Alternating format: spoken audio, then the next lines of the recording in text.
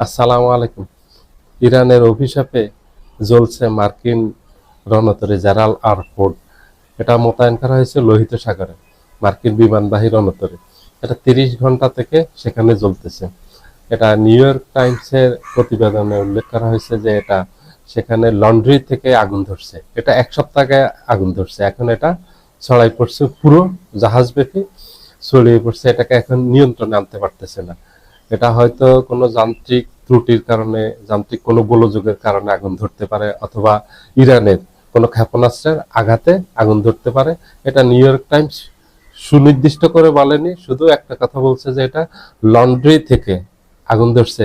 ওই সেখানে যেসব সেনারা থাকে, ক্রু থাকে, ওখানে ওদের জামা কাপড় লন্ড্রি করার জন্য একটা জায়গা আছে, রুম আছে, ওই লন্ড্রি রুম থেকে যে এটা আগুন ধরছে। আসলে ওটা লন্ড্রি রুম থেকে ধরছে নাকি এটা ইরানের ক্ষেপণাস্ত্রের আঘাতে ধরছে, এটা এখনো নিশ্চিত হওয়া যায়নি। কারণ যুদ্ধের সময় আমেরিকানরা প্রচুর মিথ্যাচার করে, তাদের ক্ষয়ক্ষতি গোপন করে, এবং এগুলি করে হলো শত্রুদের মনোবল ভেঙে দেওয়ার জন্য আর নিজেদের সৈন্যদের মনোবল চাঙ্গা করার জন্য। তো এটা একটা অভিশাপ। এটা যেইভাবেই ধরুক, যদি এটা কোনো যান্ত্রিক ত্রুটির কারণে, গোলযোগের কারণে এই আগুনটা ধরে থাকে, তাহলে এটা একটা অভিশাপ। আর যদি ইরানের আক্রমণে, ক্ষেপণাস্ত্র আক্রমণে এটা এই আগুন ধরে তাকে বিধ্বস্ত হয়, তাহলে এটা একটা অভিশাপ। কারণ ইরানের উপরে এই যুদ্ধটা অন্যায়ভাবে চাপিয়ে দিয়েছে। ইরান এই যুদ্ধ চায়নি। এবং ইরানের এই যে প্রথম দিনে স্কুলে হামলা করে 200-র উপরে ইরানের শিশুকে হত্যা করছে, একটা এই প্রাইমারি স্কুলে হামলা করছে, সেখানে 200-র উপরে। এই অভিশাপগুলি কোথায় যাবে? আমেরিকা অন্যায়ভাবে এই যুদ্ধটা করছে এবং ইরানের ব্যাপক ক্ষয়ক্ষতি করছে। ইরানের ভিতরে প্রচুর সংখ্যক মানুষ মারা গেছে এই আমেরিকার আক্রমণে।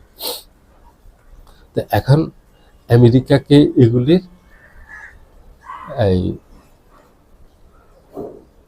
মাসুল দিতে হবে কোনো না কোনো ভাবে। এগুলি এগুলি আল্লাহর তরফ থেকে একটা এই আমেরিকার উপর এটা এই অভিশাপ নাজিল হয়েছে যে আমেরিকা একভাবে না একভাবে ক্ষতিগ্রস্ত হবে, একভাবে না একভাবে ধ্বংস হবে।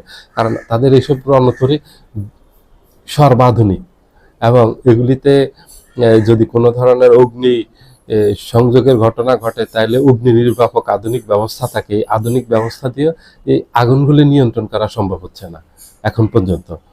জ্বলতেছে 30 ঘন্টা থেকে এটা জ্বলতেছে, আগুন নিভাতে পারতেছে না, নিয়ন্ত্রণে আনতে পারতেছে না আগুন।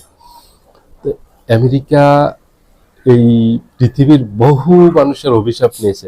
এই যে অন্যায়ভাবে আফগানিস্তানে একটা যুদ্ধ করলো, সেখানে লক্ষ লক্ষ নিরীহ মানুষকে হত্যা করছে গত 20 বছর। 21 সালে সেখান থেকে আমেরিকানরা আফগানিস্তান ছেড়ে যেতে। ইরাকে লক্ষ লক্ষ মানুষকে হত্যা করছে, সেখান থেকে আমেরিকা পরাজিত হয়ে ছাড়তে বাধ্য হয়েছে। ভিয়েতনামে যুদ্ধ করছে, সেখানে পরাজিত হয়েছে। এবং তাদের যখন যেখানে তারা প্রয়োজন মনে করে, কোনো আন্তর্জাতিক আইন নিয়ম কানুনের তোয়াক্কা না করে, সেখানে তারা আক্রমণ করে এবং ব্যাপকভাবে আক্রমণ করে। সেগুলি স্কুল, কলেজ, মসজিদ, মাদ্রাসা, ধর্মীয় প্রতিষ্ঠান, হাসপাতাল, নির্বিচারে সব জায়গায় হামলা করে এবং নির্বিচারে গণহত্যা চালায়। এবং এগুলির কোনো কৈফিয়ত তাদেরকে দিতে হয় না, কোনো জবাবদিহি করতে হয় না। কারণ পৃথিবীর সবচেয়ে ক্ষমতাধর ব্যক্তি তারা। তা আল্লাহর থেকে তো বেশি ক্ষমতাধর ব্যক্তি তারা না। তাদের যে এক একটা রণতরী, এগুলি বিশাল। $13 বিলিয়ন, মানে 1300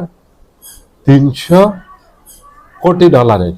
বাংলাদেশি এটা 1.5 লক্ষ কোটি টাকার বেশি একটা রণতরীর দাম। এগুলিতে থাকার ব্যবস্থা হলো বিশাল ব্যবস্থা। 6,000-7,000 সৈনিক থাকতে পারে, এবং সেখানে অনেক উপরে বিমান থাকতে পারে, অনেকগুলি বিমান থাকতে পারে, অনেক ব্যবস্থা থাকে ওদের ওখানে। সামরিক অনেক ধরনের অস্ত্র থাকে, শুধু বিমান না, অস্ত্র থাকে সেখানে মজুদ থাকে। এবং 6,000-এর উপরে ক্রু, স্টাফ, সেনাবাহিনী সদস্য, নৌ সদস্য থাকে সেখানে। বিশাল ব্যবস্থা। এইগুলি এক একটা ধ্বংস মানে বিশাল ক্ষতি। এখন সেই ক্ষতির মুখোমুখি হয়েছে আমেরিকা। সবাই ভালো থাকবেন। আল্লাহ হাফেজ।